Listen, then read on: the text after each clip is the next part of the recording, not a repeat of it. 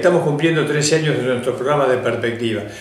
Hay una de las primeras notas que hicimos en 2008 que tenía algunas reflexiones hechas por Antonio Pelati de FPC. Tenemos algunas reflexiones hechas por el entonces gerente de la Cooperativa Agrícola Ganadera de Dudiñá, Miguel Ángel Amengual, y tenemos también alguna información que dábamos a conocer con estadísticas en aquella época en la mesa. Fíjese que este material tiene vigencia, así que por eso lo presentamos.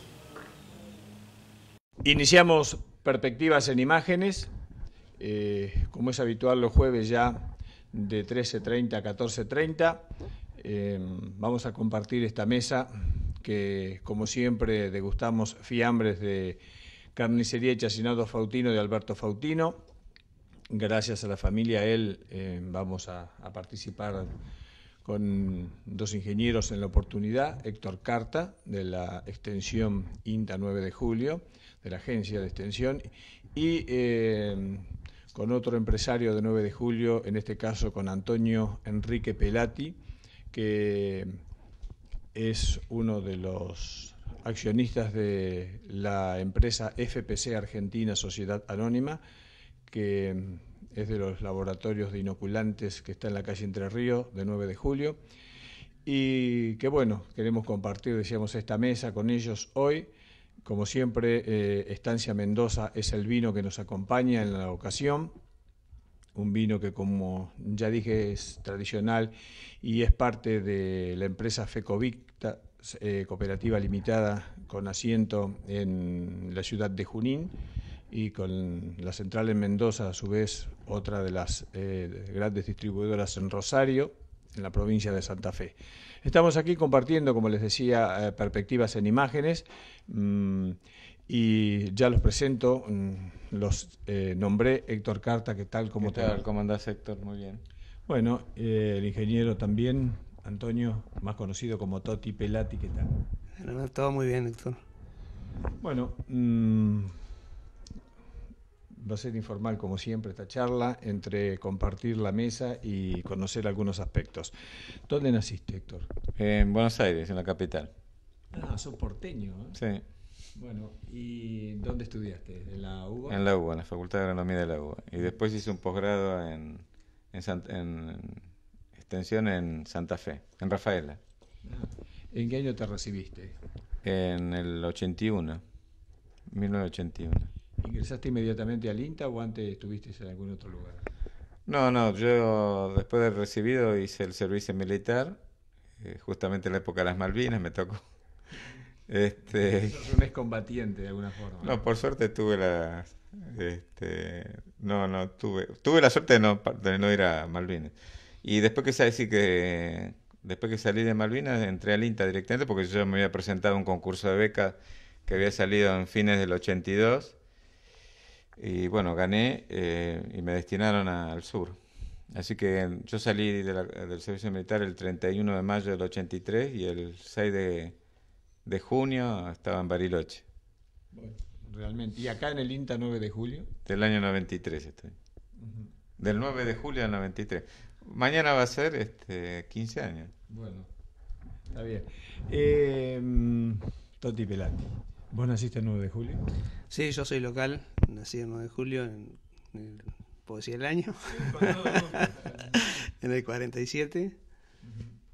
También estudié Ingeniería Agronómica en La Plata, me recibí en el 75, en el 70 y trabajé en Buenos Aires 3 años, en el 78 me instalé ya en mi ciudad y ahí empecé mi actividad agronómica y comercial. Ajá. ¿Cuáles fueron los comienzos? Los comienzos fueron con una firma, representando una firma a nivel nacional muy importante que en ese momento manejaba todo el tema de semilla, que se llamaba Semillera Gómez. Estuve muy conocida a nivel nacional, estuve varios años con ellos y luego nos independicé con sociedad en ese momento con Canesi, otro colega. Luego nos independizamos y formamos una firma propia y ahí empezó la carrera local, diríamos, en la parte de semillas. Tuvimos muchos años trabajando semilla forrajera, hasta que en el 86 decidimos inclinarnos por el tema de lo biológico, y empezamos a armar lo que hoy es FPC Argentina. Algo de la infancia, ¿qué recordás? ¿Qué recuerdo lindo tenés? Yo te digo que mi infancia en 9 de julio, recuerdo una pelota de fútbol. Era totalmente jugar al fútbol mañana, tarde y noche. ¿En qué barrio? Siempre en el mismo, Tucumán y Corrientes, donde actualmente reside una hermana mía. Ese barrio en ese momento era de tierra, y toda la muchachada que éramos muchos en esa zona, nuestra diversión, te diría casi única, era jugar al fútbol. Mañana y tarde el barrio era fuerte, teníamos un equipo muy fuerte, hacíamos barrio contra barrio, teníamos la lucha con el barrio obrero, te acordarás del barrio obrero, lo que era. Jugábamos con el barrio del centro, en ese momento estaban los Larrañaga. Los barrios eran muy populares en esa época. Ahora se han transformado en otra forma de vida, en otra forma de ver la vida también, ¿no?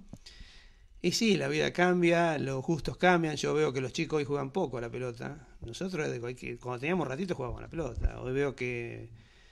Los ratitos de internet, ¿no? Claro, hoy internet hay otras cosas. Y bueno, la vida va cambiando. ¿La primaria dónde? La primaria fue en el Colegio de Hermanas. En ese momento el Colegio de Hermanas tenía nada más que primaria, el secundario era de mujeres. O sea que el secundario pasé al Colegio Nacional.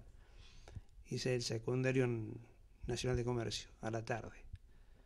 Que te acordás que el Nacional iba a la tarde y Comercial a la mañana. Y bueno, también ahí había una disputa muy linda entre Bastante pica había. Claro, una disputa muy linda entre Comercial y Nacional. Que también eso, no sé si, bueno, se dejó, ¿no? Todo eso. No te vayas a creer. ¿No? Uno que está en la docencia a veces ve que todavía hay bastante discriminación entre los grupos, entre alumnos de distintos colegios, que es una lástima que no se termine. Y bueno, es otra de las cosas que otorga la violencia generalizada que vive la sociedad en este tiempo, ¿no? Entonces, lamentablemente también llega todavía a los colegios y bueno, no se ha modificado un poco eso. Pero lo que pasa es que antes la rivalidad era hasta un límite y bueno, uno igual se saludaba con los demás siempre y no había ese tipo de problemas que hay hoy, ¿no? Sí, la violencia era otra. La violencia hoy es realmente peligrosa, brava, ya sabemos lo que está pasando. La violencia nuestra era mucho más allá de un naranjazo o una cosa así, no pasaba, ¿no? Sí, hoy las cosas son distintas. Bueno, hacemos la pausa. Ya vamos a empezar a compartir la mesa. Estamos mostrando cómo es cada uno, la vida de cada uno y las perspectivas de cada uno, y por eso la mostramos en imágenes. Máxime cuando todavía está legislándose en la Cámara Alta, la Cámara de Senadores, el tema de las retenciones y la resolución 125. Para establecer cómo está hoy el tema en el distrito de 9 de julio, qué es lo que se ha sembrado, cuáles son las perspectivas de siembra, tanto del trigo como del cultivo del maíz, entrevistamos al ingeniero Luis Ventimiglia del INTA. Esto nos decía. En este bloque vamos a hablar de los cultivos. Estamos con el ingeniero Luis Ventimiglia de la Unidad de Extensión del INTA 9 de julio y podemos conocer algunos aspectos de la actual siembra de trigo y maíz. Y bueno, quien más conoce el tema, lógicamente, y es el especialista, es Luis. ¿Qué tal? ¿Qué tal, Héctor? Un saludo para vos, por supuesto para toda la teleaudiencia.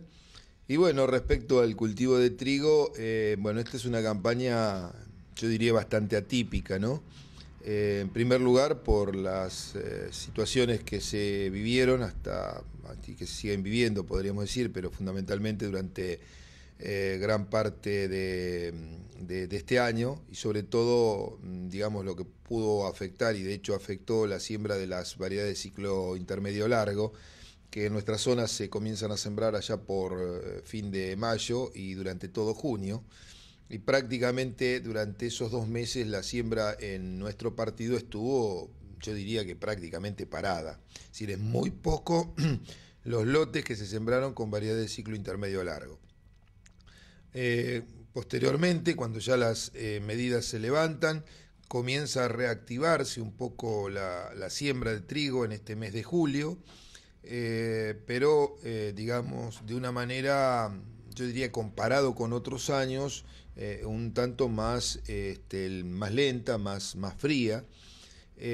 A esto se le suman las lluvias que se sucedieron en este último periodo, sobre todo estas últimas que fueron en algunos lugares bastante importantes. Aquí en la cabecera del partido estamos hablando de más de 50 milímetros, hay lugares como Dudignac que se habla más de 70 en algunos sectores. Entonces esto demora, por supuesto, también porque no se puede prácticamente entrar a trabajar, hay mucho barro, y las posibilidades de lluvias siguen latentes, ¿no? Porque hay pronósticos para este fin de semana que podría haber alguna nueva lluvia. Entonces todo esto demora la siembra y sumado a la incertidumbre que sigue manteniendo el productor por el tema de las cómo quedará el trigo, cómo quedarán estos cultivos con respecto a retenciones y demás, hace que muchos productores quizás estén un tanto desanimados para poder sembrar trigo. Hoy por hoy todavía no podemos predecir cuánto menos vamos a tener. Lo que sí sabemos es que va a haber una superficie menor a la del año pasado en trigo. Así, ¿lo mismo va a ocurrir con el maíz? Yo diría de que sí. Pensándolo hoy, todavía para la siembra de maíz falta, podemos pensar que puede haber cambios, y bueno, se pueden cambiar las decisiones que el productor tiene, pero hoy el maíz es otro el motivo, o sea, sumado también a la incertidumbre que quizás pueda tener si es que no hay una resolución al respecto para esa época, es el hecho del costo que tiene el cultivo. El trigo también lo tiene, los insumos se han escapado muchísimos, hoy hay fertilizante fosforado que estamos hablando de $1.400 la tonelada, o sea, estamos hablando de $140 los 100 kilos de fertilizante, y estamos en este caso aportando fósforo solo, falta el nitrógeno y falta el azufre. Pensá que un cultivo de maíz, hoy por hoy, lo que es cultivo, no estoy hablando de operación cosecha ni nada por el estilo, porque eso es digamos al final del ciclo, y lo podríamos en todo caso cubrir con la producción, vendiendo parte de la producción, pero la semilla, el fertilizante, los herbicidas, la siembra, las aplicaciones de herbicida y demás, eso se van a hacer en septiembre, principio de octubre, y lo vamos a tener que o sea, el productor lo va a tener que pagar ahí, o en todo caso financiar algo con los intereses que puedan cobrarle. Hoy un maíz decía digamos, bien hecho, que entiendo que no se puede hacer un maíz mal, tendríamos que estar hablando de algo así como $450 la hectárea. Pensemos unos $100 de semilla, pensemos unos $250 de fertilizante, ya tenemos 350. Faltan los herbicidas para el barbecho químico, la aplicación de ese herbicida, falta la siembra, falta el herbicida preemergente, las mezclas de herbicidas preemergentes que utilizamos después de la siembra, la aplicación de ese herbicida, o sea, es un monto realmente muy importante con un riesgo grande también, porque el maíz es un cultivo que necesita agua, y que necesita agua imperiosamente en un momento crucial, que es en diciembre. Se habla de un año neutro, de acuerdo a lo que dijo el doctor Sierra esta semana que nos visitó, un año neutro, por lo tanto puede haber alguna escasez de agua ya por diciembre, enero, que es cuando el maíz está florecido. Eso tira muy para atrás el rendimiento del maíz. Y bueno, yo creo que puede ser también, como decía, estas condiciones o estas características que estamos hablando pueden ser frenos que se le pongan a estos cultivos. Entiendo de que quizás no es que no se va a sembrar, sino que va a haber cultivos como el girasol y fundamentalmente la soja que van a incrementar su superficie, ¿no? Estas hectáreas que no se van a sembrar quizás con maíz o quizás con trigo van a ser cubiertas por girasol, que tiene muy buenas perspectivas, tiene muy buenos precios, Los rendimientos de nuestra zona son excelentes, el contenido de materia grasa que se obtiene también es excelente. En esta última campaña, por ejemplo, en nuestros ensayos extensivos en campo de productores, es decir, que esto es bien extrapolable a lo que el productor puede hacer, hemos obtenido como media de rendimiento de más de 20 híbridos 3.500 kilos y con un promedio de materia grasa de aceite de 54, mayor al 54%. Son valores excelentes. De todos modos, el girasol, si bien no es un cultivo extremadamente costoso, tiene como contra, y digamos, y el productor le tiene un cierto recelo por el riesgo que puede tener el cultivo, sobre todo cuando llega el momento de cosecha. Es decir, es un cultivo que está, si se quiere, desproporcionado en su estructura, y muchas veces vientos que se pueden dar sobre febrero, principio de marzo, o aún piedra, los afecta notablemente comparándolo con otros cultivos estivales que, bueno, pueden ser afectados pero en menor medida. Con respecto a las pasturas. No, las pasturas, digamos, hubo reposición, pero no en la medida que se debería haber hecho, también motivado por todo este conflicto que hemos tenido. Hubo implantación de verdeos, hubo implantación de pasturas, estas condiciones fueron muy favorables. Recordemos que tenemos así, en términos generales, lluvias de más de 20 milímetros, después tuvimos una más de más de 30, ahora esta que podemos hablar de 45-50 milímetros como valor promedio para todo el partido, o sea que se le han dado condiciones muy favorables. Es un año no extremadamente frío, hemos tenido días de mucho frío y muchas heladas, pero observemos que también tenemos muchos días de temperaturas agradables. Eso permite que el cultivo pueda evolucionar. Pensemos que estamos en una época en donde los días son muy cortos, hay muy poca luz, por lo tanto, si no hay luz, no hay fotosíntesis, la planta no trabaja, y si a eso le ponemos que tenemos muchos días de temperaturas frías, como ha ocurrido en otros años, el crecimiento es mucho menor. Por lo tanto, diría de que estamos en un invierno bastante aceptable, y con esta lluvia, con esta humedad que hemos tenido, realmente es muy favorable para todo el desenvolvimiento de pasturas y verdeos. Bueno, muchísimas gracias. No, por nada, Héctor, que sigas muy bien. El saludo, por supuesto, como siempre, a toda la teleaudiencia, y bueno, esperemos que las cosas vayan lentamente mejorando para el bien del partido, de la provincia y, por supuesto, de nuestro país. Hemos visto cómo se utiliza la bandera azul, celeste y blanca.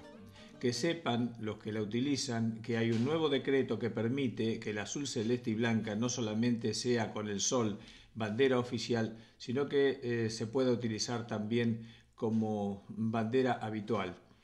Hay una modificación última sobre este tema que permite la utilización no solamente como bandera de ceremonia, la azul, celeste y blanca y con el centro del sol, sino aquellas que nosotros podemos utilizar en nuestras casas. El otro tema relacionado justamente con el día de ayer, que fue el Día de la Independencia, está relacionado con dos personas que tuvieron mucho que ver en la historia argentina y también tuvieron que ver con el gesto de emancipación. Uno fue el abogado y militar Manuel Belgrano y el otro el general José de San Martín. Este propiciaba que definitivamente un congreso de Tucumán declarara la independencia, porque de la única manera de sacar el poder colonial de los españoles sobre el virreinato del Río de la Plata y los demás países de la América del Sur era a través de las armas. Por eso instaba a declarar la independencia. Decíamos, teníamos cucarda, que quiere decir símbolos patrios, tenemos moneda y no hemos declarado la independencia. ¿Qué esperamos? San Martín obedecía al poder político de la nación y después a la estrategia militar para consolidar la democracia que vivimos a partir de la independencia de 1816. Dos hombres realmente importantes en la historia argentina. Continuamos en Perspectivas en Imágenes, en esta nuestra tercera edición. Estamos compartiendo la mesa con el ingeniero Héctor Carta y con el ingeniero Antonio Pelati, dos profesionales que ya están consustanciados con la profesión en esta ciudad y en la zona, y bueno, ya FPC también a nivel nacional e incluso exportando los inoculantes a Paraguay. Y estamos hablando de las personas más que de las empresas, porque lo lindo que tiene compartir una charla, una mesa, es justamente eso. el ponernos cómodamente a disfrutar una charla informal y bueno, ver aspectos, por un lado, de lo que les ha tocado vivir, quiénes son como personas, en cómo fue un poco su infancia, dónde la pasaron, como escuchábamos recién a Toti Pelati, porque es parte de la vida cotidiana y lo que tiene la sal de la vida. El trabajo es una parte importante, pero no la principal. Por eso estamos compartiendo este momento y bueno, ¿cómo fue tu infancia? No, bien. Una familia de clase media y un poco coincido un poco con lo que contaba Totti. Una época en que se hacía mucho deporte, ¿no? Tenía un grupo de amigos muy bueno. Evidentemente no era la realidad del país, no era la de actual. Así que una juventud muy sana que en esa época había, con mucha actividad deportiva y bueno, después cuando uno empezó la facultad ahí se empieza a separar y después cada uno sigue por sus caminos, más que en el caso mío que yo terminé la facultad y prácticamente me fui de mi casa por el tema del servicio militar y después que salí del servicio militar me fui a la Patagonia, así que tengo más años dando vuelta que por Buenos Aires, ¿no? ¿Cómo viviste las Malvinas? Con una gran tensión, supongo, ¿no? Claro, porque yo ingresé al servicio militar el 24 de marzo, El 2 de abril. y el 2 de abril. Y en esa época, cuando hacías el servicio militar, un mes estabas sin salir. Así que seguí sin salir un tiempo bastante largo. Estaba ahí en un lugar. Y sin instrucción. No, no, sí. Pasa que yo, como era profesional, tuve la suerte de que nos juntaron a todos los profesionales. Había médicos, abogados, veterinarios. Bueno, estuvimos un mes ahí en un lugar que creo que no está más, es cerca de La Plata, frente al Parque Pereirabola, que realmente es un lugar muy feo, era de la Marina, ¿no? Yo me tocó Marina. Bueno, como éramos todos profesionales, nos hicieron una instrucción de oficiales, o sea, quedamos como oficiales de la reserva, pero el primer mes fue muy feo, ¿no? Muy, muy feo, porque aparte se declaró la guerra, uno no sabía qué iba a pasar.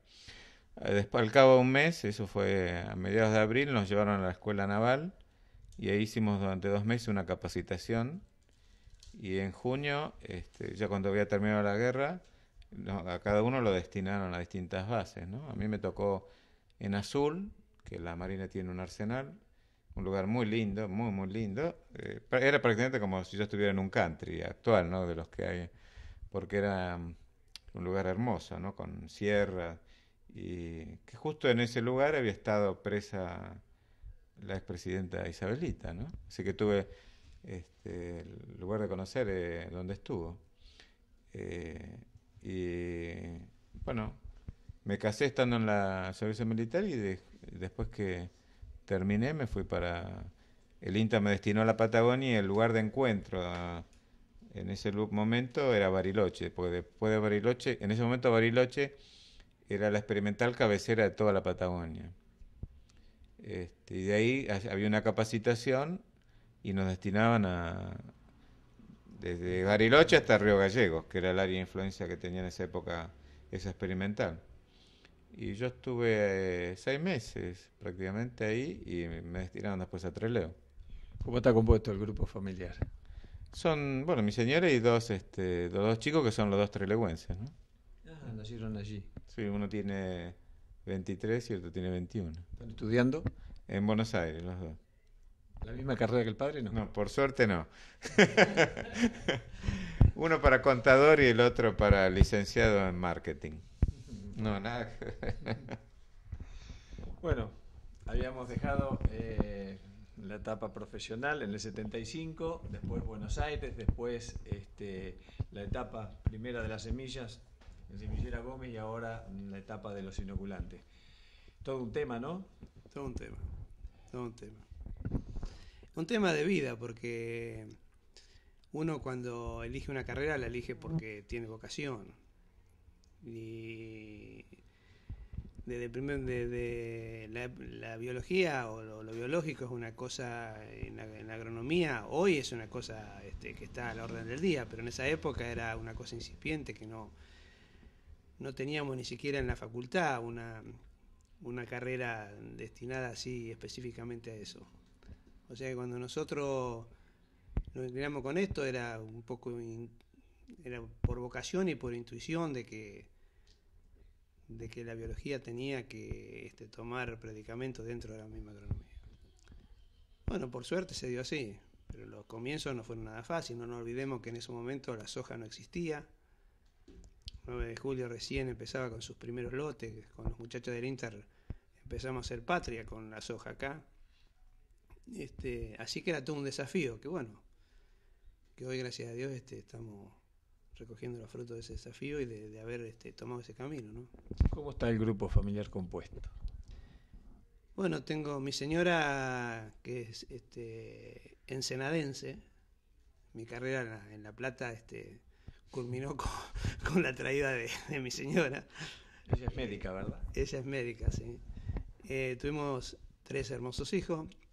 Uno varón que tengo el orgullo que es músico, que para los de ciencia exacta que tengamos ahí un músico es todo una cosa extraordinaria. No sabemos por qué causa ni por qué, porque yo no sé tocar nada, mi mujer absolutamente nada, y salió músico. Bueno, mis 2 hijas están estudiando en La Plata, una administración de empresa y la otra psicología. Es un grupo familiar muy lindo y bueno. Y bueno, los inoculantes, que son fertilizantes biológicos tomados del suelo, el nitrógeno, y que bueno, permite que la tierra se desgaste mucho menos, ¿no es así? Así es. Y que bueno, la planta crezca naturalmente y crezca mucho más y que bueno, se llegue a buenos rindes. Sí, la biología es todo un tema. El que podamos estar trayendo el nitrógeno del aire gratis a la producción es toda una cosa que quizá no se tome realmente conciencia del enorme aporte económico que se le hace al cultivo del país, ¿no? O sea que es todo un tema muy interesante. Y bueno, se fue desarrollando cada vez más. Hoy la biotecnología está tremendamente avanzada. Lo inoculante cuando nosotros empezamos era toda una novedad. Una novedad, no solamente desde el punto de vista de aplicación, sino también de producción. Fue en el 88, también se fue ¿no? desde 86. También se fue desarrollando la forma de hacer inoculante. Nosotros empezamos con una inoculación en turba, que era todo un engorro, que los productores nos decían, pero esto es una cosa de loco. Y bueno, se fue cambiando, se fue reformando hasta llevar a la inoculación en líquido y mucho más allá en líquido acuoso, porque la primera etapa fue el líquido aceitoso, que traía problemas a las maquinarias y demás. Bueno, logramos que se pudiera hacer el líquido acuoso, que es toda una cosa beneficiosa y que facilita totalmente la aplicación. Y ahí es donde surge el auge de la inoculación. Hacen inoculantes de 2 tipos, para cosecha gruesa, para cosecha fina. Hoy hay inoculante para todo. Hoy hay inoculante prácticamente para todo. Porque las leguminosas de por sí se inoculan por la fijación de nitrógeno, pero también las gramíneas se hacen con promotoras de crecimiento. O sea que hoy hay inoculación prácticamente para todos los cultivos. Y hay un mercado en expansión muy grande, ¿verdad? Y hay un mercado en expansión, sí, muy grande. Bueno, sabemos lo que es Argentina en producción agropecuaria. La expansión de las áreas de agropecuaria son tremendas y eso arrastra también, por supuesto, a todos los productores de insumos. Exportaron a Paraguay no hace mucho tiempo. ¿Cómo les fue? Bien, en Paraguay ya este va a ser el 3er año. Tenemos, gracias a Dios, tenemos una penetración, estamos 3º en exportación en Paraguay. Tenemos Paraguay no es Argentina, por supuesto, pero es un país que tiene su importancia desde el punto de vista de productor de soja. Y hemos tenido la suerte de que nuestro producto se asentara bien, buenos distribuidores, acá lo tengo que decir, porque somos locales. Nosotros tenemos, a mi entender, la persona que más sabe de inoculante en extensión en el país, que es Luis Ventimiglia. Y bueno, Lucito ha recorrido Paraguay de punta a punta, y eso nos abre a nosotros un panorama posterior de penetración de productos muy, muy interesante. ¿Piensan llegar a otro mercado? Sí, estamos dando los primeros pasos en Brasil. Es otro país, es otro idioma, pero también de la misma forma que entramos así modestamente y con ganas en Paraguay, también lo estamos haciendo en Brasil. ¿Hay que ampliar el laboratorio debido a ello o no? Sí, también estamos en eso. También casualmente mi colega Canesi, que es el que maneja la parte del laboratorio, está en la modernización y extensión del laboratorio. Y bueno, no hay que quedarse, en eso sí que no hay que quedarse, y Canesi es uno de los, a mi entender, uno de los productores de inoculantes más importantes que hay, por conocimiento, por dedicación y por demás, y es una garantía el tipo y la calidad de inoculante que saca. Eso, sí, anda en eso. Muy bien, hacemos una pausa. Estamos en Perspectivas en Imágenes. En 1895, fines del siglo XIX, casi 4,5 millones de equinos. Y en 1995, 100 años después, había 1.480.000 equinos. En la localidad de Dudignac entrevistamos al gerente de la Cooperativa Agrícola Ganadera de Dudignac Limitada, Miguel Ángel Amengual. Esta es la nota. Nos encontramos en la Cooperativa Agrícola Ganadera de Dudignac Limitada y más precisamente vamos a hablar con el gerente de la institución de esta cooperativa, que es Miguel Ángel Amengual. ¿Qué tal? ¿Cómo te va? Bien, gracias a Dios, bien. Bueno, la intención es conocer un poco a la persona, siempre es uno de los rasgos de Perspectivas, conocer la parte humana, lo coloquial, lo familiar, lo que está fuera a veces de las empresas, que son las relaciones comerciales y que son interesantísimas y muy buenas, pero que hay otros enfoques que los seres humanos debemos tener en cuenta. Así que lo primero es, ¿dónde naciste? Bueno, nací aquí en Dudiná hace aproximadamente 59 años. Ya estamos, el 29 de septiembre cumpliremos esa edad. Decíamos del signo Libra. Exactamente, de Libra, sí, sí. Bueno, ¿y el grupo familiar cómo está compuesto? Bueno, somos 2 hermanos, los 2 estamos radicados en Dudiná. Yo estoy casado con Nelly Esther, tenemos 4 hijos. Una, la mayor, 30 años, que ya se recibió contadora pública, está trabajando en La Plata. 2 haciendo los primeros pasos de ingeniería agrónoma. Y otro trabajando acá en el autoservicio de la empresa. Bueno, ¿y cómo te trata la cooperativa? ¿Cómo te tratan los asociados? Ya que hace tantos años que estás acá, ¿cuántos? Hago un agregado a lo anterior, tengo Sí. 3 nietos, porque si no me pelean por el título si no los nombro. Por supuesto, son importantísimos. Sí, son otra parte de la vida que la disfrutás de otra forma, a lo mejor sin tantas responsabilidades sobre ellos, ¿no es cierto? Bueno, en la empresa ya hace 30 Porque uno con los hijos es más duro que con los nietos. Sí, a pesar que yo casi me desocupé de los hijos, me ha absorbido muchísimo el trabajo, y si no fuera por el alma mater que es mi esposa, hubiese sido difícil que hubieran tenido la educación que hoy tienen. Y bueno, tiene un gran mérito, ¿no? Hay que destacarlo.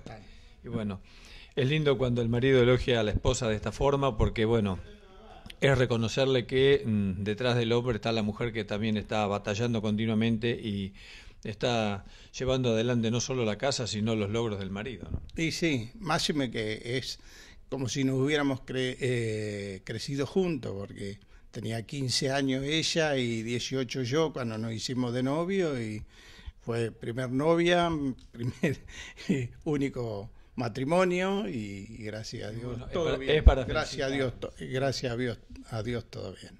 Bueno, y ahora la cooperativa, ¿cómo están las cosas? Bueno, son A ver, 30 ¿cuándo iniciaste Son eso? 30 años cortos ¿Cómo no? de la historia. Entré trabajando de noche en la planta de silo para hacer acondicionamiento de cereales. Al poco tiempo ya estaba en la parte de balanza, después en la parte administrativa de cereales, después con un apoyo incondicional del gerente anterior, Abel Longarini.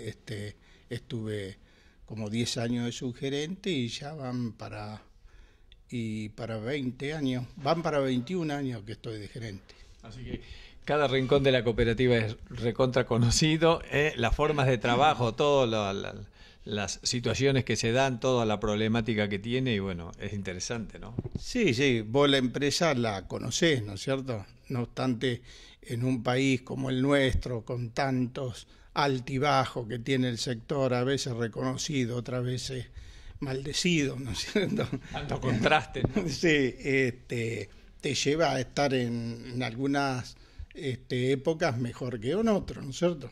No solamente por eso que te decía del reconocimiento, no, sino también por problemas climáticos y demás. Así que son muchos años que sabemos de los sinsabores. Hoy estamos trabajando bien, estábamos mejor hace 3 meses atrás. Un desconocimiento, a mi entender, del interior y del federalismo nos llevó a esta situación que no está resuelta. Considero que ¿lo puede modificar en senadores? Sería lo ideal para el país, fundamental para los pueblos del interior. Pero, viste, a mi entender, sirvió para mucha docencia de cualquier manera, no solamente para el hombre de Buenos Aires común, sino para el resto de la sociedad y mucho más para el ambiente político. Sí, pero yo quiero ser claro en esto. Se están jugando el destino del país por muchos años. Y creo que hay mucho desconocimiento de parte de los que tienen que resolver. Y ese es el serio problema que podemos tener. El agro siempre va a seguir existiendo, pero si no existe de mano de los productores, de los agricultores, zonales, desaparecen los pueblos del interior. Primero, los pueblos alejados del partido, de la cabeza del partido, y después les llega todo, ¿Cuál es la situación de los asociados hoy? La relación, por supuesto, es muy buena, pero ¿cuál es la situación en sí, en general? La situación en general es buena, ¿no es cierto? Nada más que te quitan perspectiva y va a llevar a muchos a no hacer las inversiones necesarias para que todos los que vivimos con el rebalse del campo podamos estar mejor. Ellos al decir nosotros, los productores, también vamos a sobrellevar esta situación. No con la holgura que la podríamos haber hecho hace 90 días atrás. Porque estas medidas son para resolver dentro de 90 días, o sea, el 30 de octubre. Y después si encontramos otros berrinches inentendibles de la situación que crean, ¿qué hacemos? ¿Cómo quedó la cadena agroalimentaria en general ante esta crisis? Sacudida, ¿no?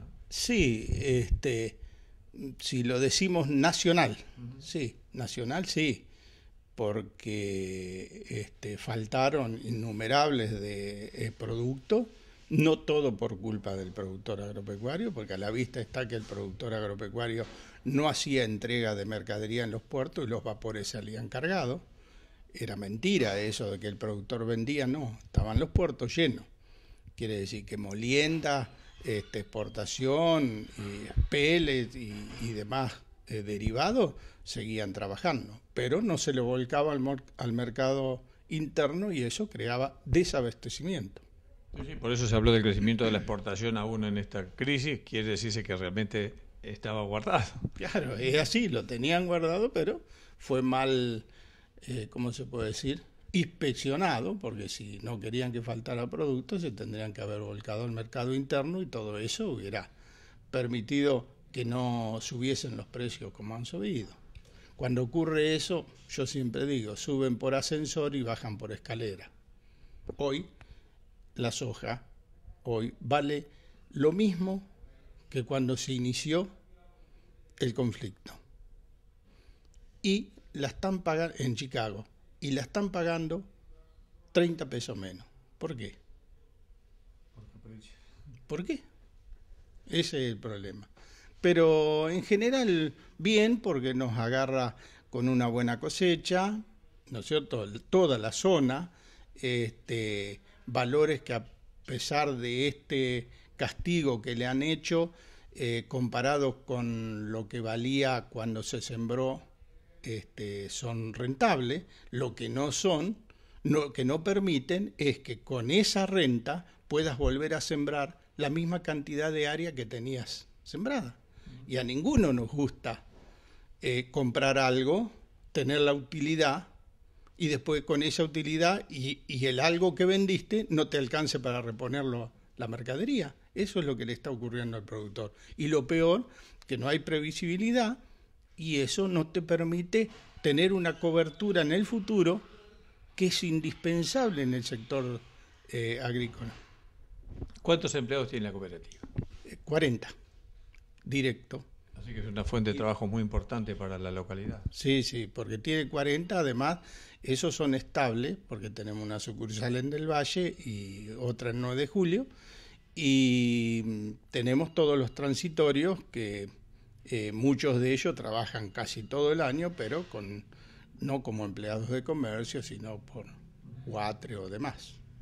Bueno, te agradecemos mucho este contacto, Miguel Ángel Amengual, una vez más gerente de la cooperativa de Dudiñat, Agrícola Ganadera de Dudiñat Limitada, y en otra oportunidad también analizaremos otros aspectos propios de la cooperativa, hablaremos un poco de la parte de supermercado y otros servicios que brindan sobre exportación de miel, pero esta fue la primera parte de una nota, que después la próxima será almorzando, también ya que has visto el programa te vamos a participar de la mesa. Otros de los entrevistados en Dudiñat es Eduardo Lorenzo, un hombre que pertenece a una familia del lugar y que ha crecido en ella y que, bueno, ha desarrollado toda su actividad comercial. Lo ponemos en el aire. Otra de las personas que nació en Dudiñat es José Eduardo Lorenzo, ya conocido como tiene el mismo nombre que el papá, como Eduardo Lorenzo. Una estación de servicio nos convoca como lugar para esta charla, porque es el lugar habitual de su trabajo, y al faltar hoy la señora, así que está haciendo él las actividades de acá de esta otra sección, mini mercado, autoservicio. Y bueno, ¿cómo te va? ¿Cómo andás? Bueno, en realidad me va bien, la salud anda bien, la relación familiar es buena, con los amigos no hay problema, y bueno, andando todas esas cosas bien, es bastante básico. Si nos ponemos a hablar de finanzas, de economía, de preocupaciones, de problemas, bueno, da para bastante hablar, ¿no? Vamos a hablar de otras cosas entonces. Los comienzos, ¿cuáles fueron? Bueno, mis comienzos fueron en un almacén de ramos generales que en sus comienzos se fundó mi abuelo allá por el 1922. Después siguieron mis tíos, mi padre, después me incorporé yo, hicimos sociedades, me incorporaron. Allá por el año 65 pudimos comprar este edificio de estación de servicio, que había estado un par de años inactivo porque, bueno, la firma García-Noche y Compañía, que era una firma muy, muy reconocida en esa época, tuvo inconvenientes financieros y había quebrado. Entonces, YPF quedó vacante, compramos la estación de servicio, nos asignaron la agencia que se llamaba en esa época, que luego desaparecieron. Las famosas agencias YPF. Las famosas agencias YPF, tradicionales. Bueno, después quedamos simplemente como estación de servicio, autorizadas, y bueno, estoy al frente de ella desde el año 66, después que retorné del servicio militar, porque ese año mi tío Evelio, un personaje bastante conocido, Evelio Lorenzo, el 9 de julio, estuvo tratando de cubrir las dos cosas, la estación de servicio y parte del almacén que te decía yo que era sucesión de mis abuelos y de mis tías. Posteriormente ya quedé aquí y bueno, he pasado de todas, como todos los que tenemos una trayectoria ya como la mía de 40 años. Bueno, en el comercio hemos tenido muy buenas, regulares, malas, terribles. Los vaivenes de toda la economía argentina. Sí, los vaivenes. Creo que ningún sector en este país ha escapado y la prueba está que seguimos hoy con conflictos, ¿no? Pero fuera de eso, bien, tengo un hijo en Buenos Aires, que está trabajando bien, otro hijo que está conmigo, que pienso ir a seguir con esto. La trayectoria de la familia. Trayectoria, porque ya tengo mis 60 y pico, estoy bastante trabajadito ya, así que bueno, habrá que ir aflojando un poco. Pero estoy orgulloso de vivir en Duñá, un pueblo bastante tranquilo, con buenos vecinos. No me ha ido ni tan extraordinariamente bien ni tan mal. He vivido y muy feliz, así que invito a la gente que quiera conocer Duñá que venga, que hay muy buenos vecinos. De paso hacemos turismo, está muy bien. Hacemos un poco de turismo, nos faltaría esa parte de turismo, sería interesante. Bueno, últimamente se ha incorporado mucha gente, hay mucha gente que uno ya no conoce, un poco porque uno se va poniendo grande y otro poco porque ha venido gente realmente de las ciudades que están con bastante problemas de seguridad, como vos sabés. Así que viene mucha gente a radicarse a los pueblos, a hacer distintas actividades. ¿Cuántos empleados tenés? Bueno, tenemos 6 empleados.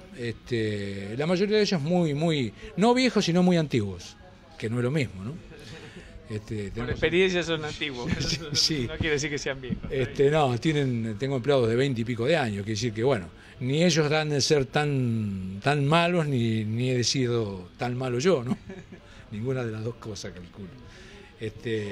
Trabajamos bastante en familia, pasamos bien, tomamos bastante mate, porque esta estación de servicio, mucha gente piensa que es una gran empresa, no, es una estación de servicio chica, de pueblo. Las ventas son bastante reducidas, pero vivimos y bueno, con eso nos conformamos, estamos contentos. Bueno, pasamos por Duñá, estuvimos aquí visitándote, te agradecemos el gesto de atendernos y bueno, te deseamos éxito. Quería comentarte además que bueno, en este negocio acá donde estamos con esta grabación, es un mini mercado que funciona con un poquito de cada cosa, como en la mayoría de estaciones de servicio, que normalmente es atendido por mi esposa, mi cuñada, a veces mi hijo, nos rotamos un poquito en cada cosa. Al fondo, de esta estación de servicio, porque es un edificio de los que se hacían antes, con tutti, ¿no? Hay una ferretería que está atendida por mi viejo. Paredes anchas. Paredes anchas. Mi papá tiene 92, a punto de cumplir 93, está al frente de la ferretería. Él en la ferretería, yo en la estación de servicio, mi señora y mi cuñada acá en el mini mercado, mi hijo un poquito en todos lados, y los empleados que van y vienen y están contentos. Eso es lo que yo pienso. Le debo la nota a tu padre, se la vamos a hacer. Sí, papá es capaz que no te dé mucha bolilla, porque ya está más allá del bien y del mal. Una oportunidad le hicieron una nota para el diario, y le digo, papá, tenés que comprar el diario, leerlo, fíjate. Ah, sí, estuvieron, sí me acuerdo, me hizo un montón de preguntas, y no le dio mayor importancia. Pero realmente es un ejemplo. No importa, pero es un gesto lindo, ¿no? Sí. Y un recuerdo hermoso. Es un ejemplo de... Y aparte de tener mucha experiencia, uno adquiere mucho conocimiento con la gente mayor. Sí. Se ha perdido el tiempo de escucharlos, pero realmente son sabios. Sí, verdaderamente. Bueno, me resta agradecerte la nota y que te veo que venís con frecuencia a Duñá. Eso es importante, vos sos un habitante de 9 de julio, a veces nos quejamos un poco de que a los duñaquenses no nos tienen mucho en cuenta en la ciudad, así que esta nota pienso que la van a ver gente de 9 de julio y van a decir, no, Duñá es un pueblo. Es el pueblito más importante del partido 9 de julio, aunque se enojen los de Quiroga. No, porque... no importa, no nos enojamos, quédate tranquilo. Compartimos muchas cosas, muchas costumbres, mucha tradición similar y parecida y otras cosas que son las cosas típicas de los pueblos.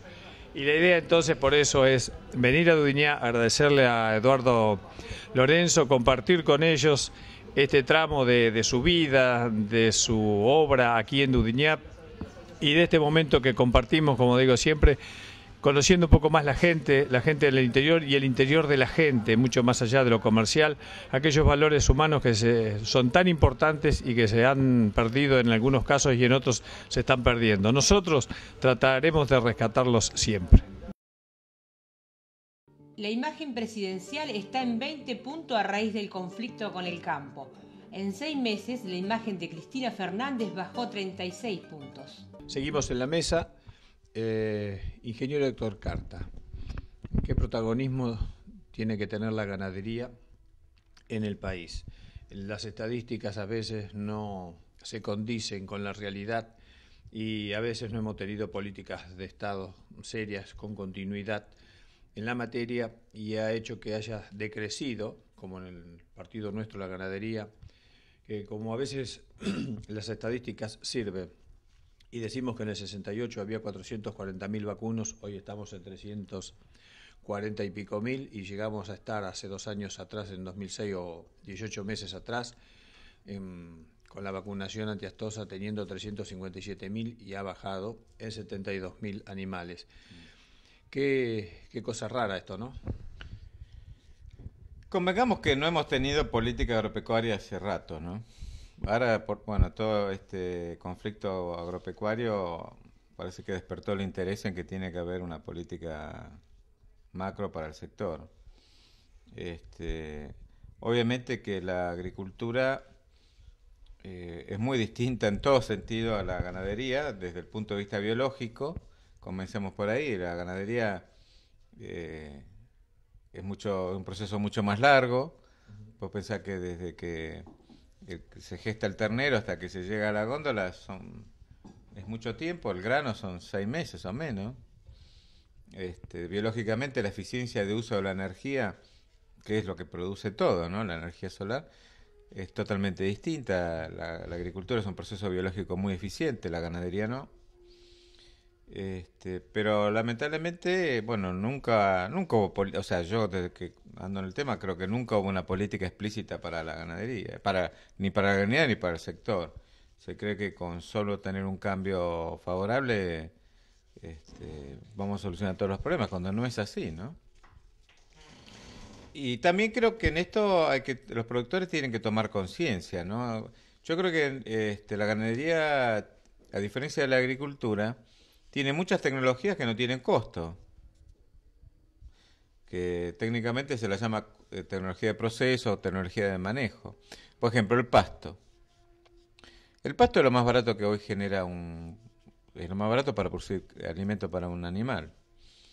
Y en general trabajos del INTA muestran que se aprovecha menos de la mitad del pasto que se podría consumir. El otro se malusa. Y yo creo que en cambio, uno ve gente que hace muy buena agricultura. Acá en nuestra zona es una zona mixta, que hay gente que hace las dos actividades, ¿no? Y productores que hacen una muy buena agricultura, pero la ganadería no es, en general es de medio, aunque se ha tecnificado algo, pero me hablo de la ganadería de carne, ojo, porque yo creo que la ganadería tiene que evolucionar como evolucionó el tambo en su momento. Yo creo que los productores más innovadores se volcaron los ganaderos más innovadores se volcaron en la lechería, ¿no?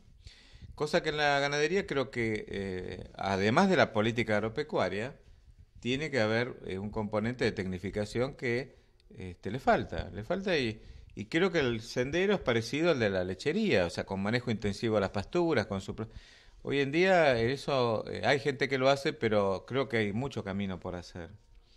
Y yo veo que mucha gente cree que los ingresos de la ganadería están nada más que en el precio, lo cual obviamente es cierto, ¿no?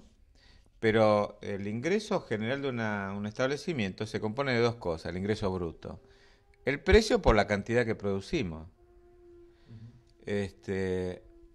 Y creo que aparte del precio, que hoy en día quizá el precio no refleje la realidad de nuestra economía, creo que los niveles de producción que tenemos por hectárea tampoco están acorde a lo que podría ser.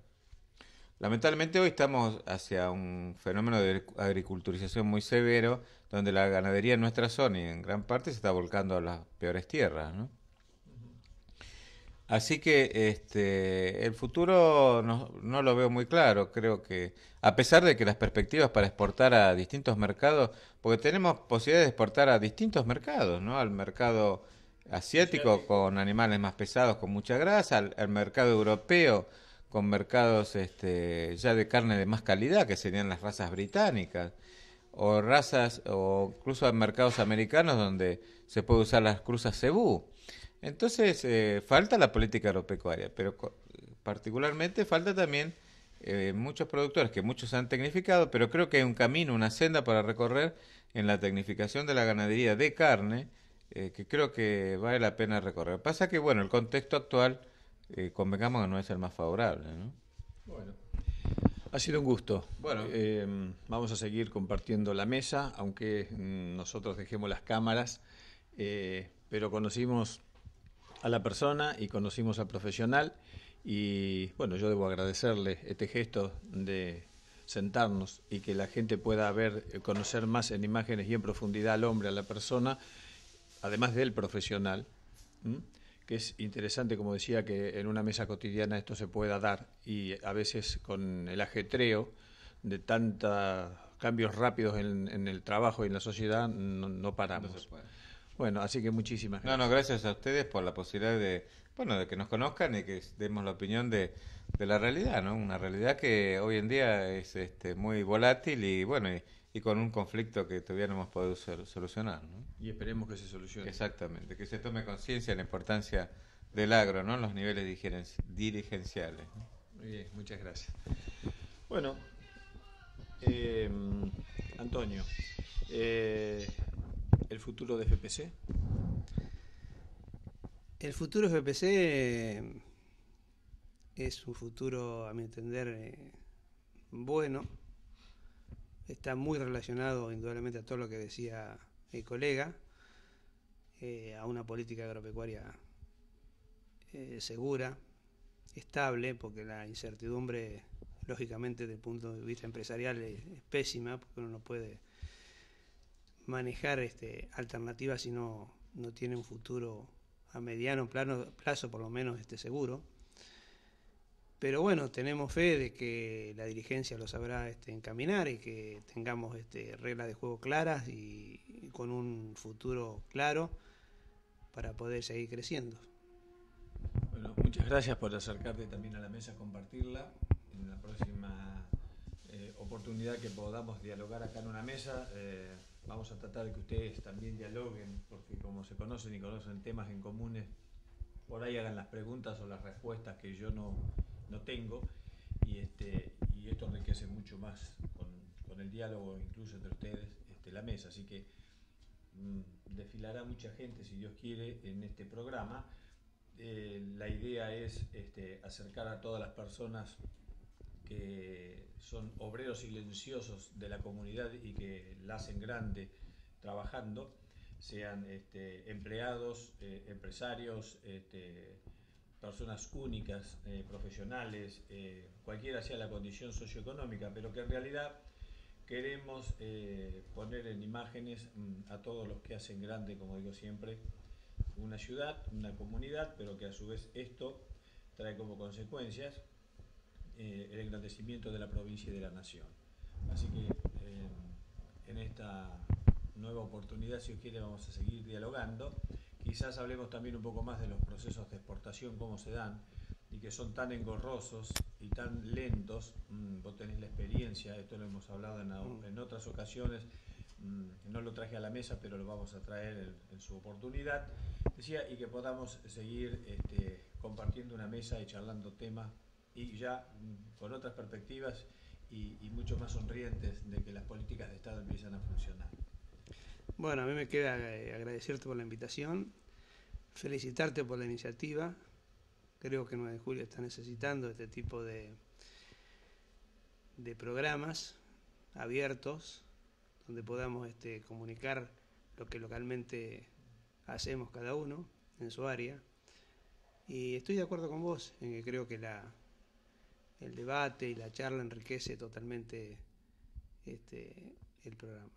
Bueno. Así que muchísimas gracias y a tu disposición. Cómo no, seguimos, decíamos, fuera de cámara, compartiendo perspectivas en imágenes, pero ya con la picada. ¿Me permitís?